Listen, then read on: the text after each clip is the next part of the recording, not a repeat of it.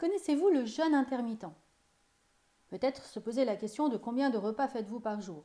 Mangez-vous vraiment par faim ou plutôt par habitude? Avez-vous des ballonnements, des diarrhées, des gaz malodorants, des douleurs abdominales? Et si ce jeûne intermittent vous aidait? Alors, effet de mode ou nécessité? Je vous en dis plus dans cette capsule. Bonjour à tous, je suis Véronique Chaput, sophrologue, praticienne en hypnose et psychosomato-énergétique. Et aujourd'hui, je vous parle du jeûne. Alors, c'est peut-être éloigné des pratiques mentales, même si, de mon point de vue, à partir du moment où notre microbiote va bien, notre cerveau peut alors bien fonctionner. Je vous rappelle juste que nous avons 80% des informations qui proviennent de nos tripes, de notre ventre, qui remontent au niveau du cerveau. C'est pour ça qu'on parle de ce second cerveau et seulement 20% qui part du cerveau pour aller dans le corps.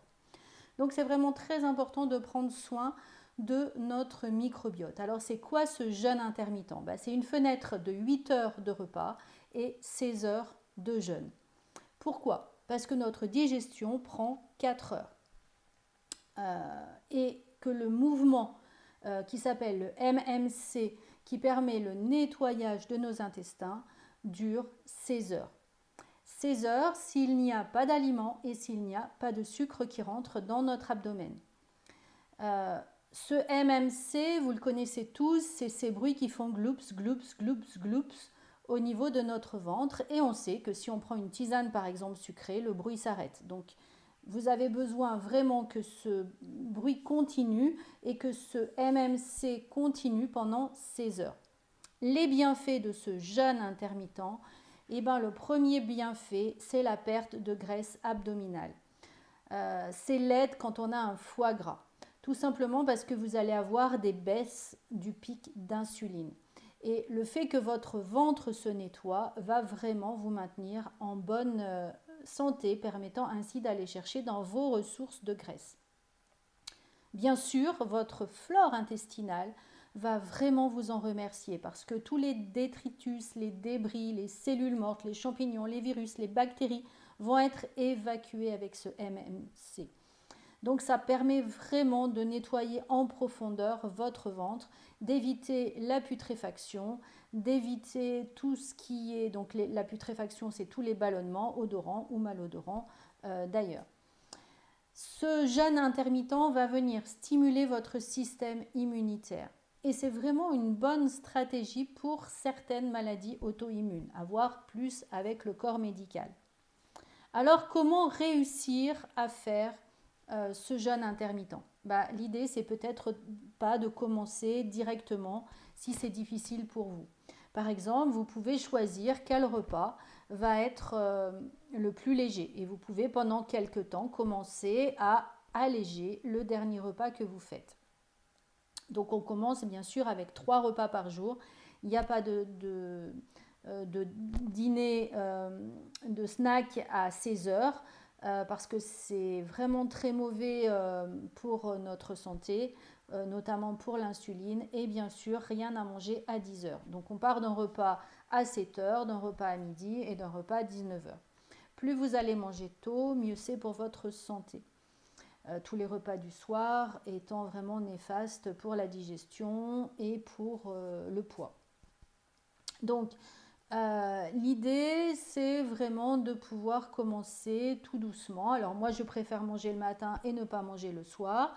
Donc, on allège peu à peu le repas du soir. On peut commencer aussi par un 12-12, donc 12 heures de fenêtre, 8 heures, 20 heures où on mange et le reste où on ne mange pas. Ensuite, on va commencer à diminuer cette fenêtre, donc peut-être 10-14.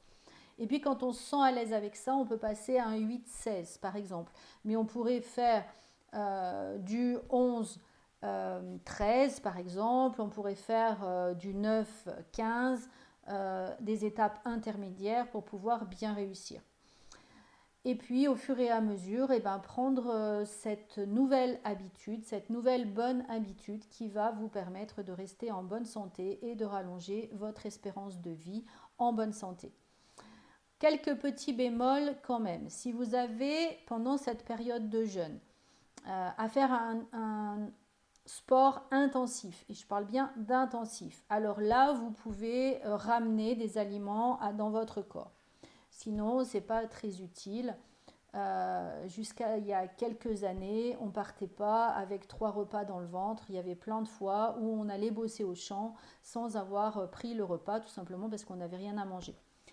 Euh, donc, petit bémol également, si vous avez des maladies, euh, attention à la grossesse, à l'allaitement, aux enfants. L'idéal dans ces cas-là, c'est de bien diminuer le sucre, de ne pas les manger seuls, mais bien de les envelopper avec des fibres ou à la fin du repas. Et si vous êtes malade, dans les cas de grossesse et pour les enfants, de pouvoir mieux écouter cette sensation de faim. Et quand on parle de sensation de faim, c'est vraiment la vraie faim, parce que rappelez-vous, plus vous allez mettre du sucre dans votre repas, plus vous augmentez le pic de glycémie, plus ce pic de glycémie augmente et plus vous allez avoir faim rapidement pour pouvoir compenser le pic d'insuline qui aura permis au sucre de pouvoir rentrer dans votre organisme. Donc, ce que je peux vous souhaiter, c'est vraiment de tester, de commencer progressivement, mais vous allez voir que vous allez retrouver du dynamisme, éviter de la fatigue et surtout pour votre microbiote, un vrai mieux dans votre corps. J'espère que cette vidéo vous sera utile. N'hésitez pas à la partager pour aider le plus grand nombre. Moi, je vous invite aussi à suivre la chaîne de Georges Mouton, qui est vraiment un spécialiste là-dedans et qui, vous verrez, va encore mieux vous expliquer. Mais j'espère que cette vidéo vous aura donné envie, en tout cas, de vous intéresser à ce jeûne intermittent. N'hésitez pas à partager ma vidéo, à la liker et vous abonner à la chaîne. Et je vous souhaite une belle expérience de ce jeûne intermittent.